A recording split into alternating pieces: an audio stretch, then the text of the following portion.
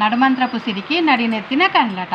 ఒక ఎలుక వజ్రాల షాపులో ఒక వజ్రము మింగి పారిపోయింది.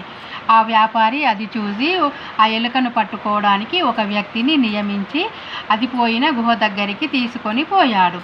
అక్కడికి వెళ్ళేసరికి పెద్ద ఎలుకల గుంపే ఉంది, కానీ ఒక ఎలుక మాత్రం కొంచెం పక్కన ఉంది.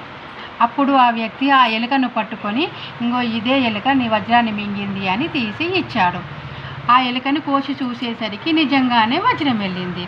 అప్పుడు వ్యాపారి ఆశ్చర్యపోయి, అదే ఎలుక మింగిందని ఎలా కనిపెట్టావు అని అడిగాడట.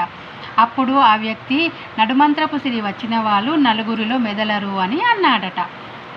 అందుకే కొందరు మనుషులు కూడా మనము ఎక్కడి నుంచి వచ్చాము అన్నది కూడా మర్చిపోయి 4 రూపాయలు రాగానే కళ్ళు నడినెత్తులకెక్కుతాయి అని అన్నాడట.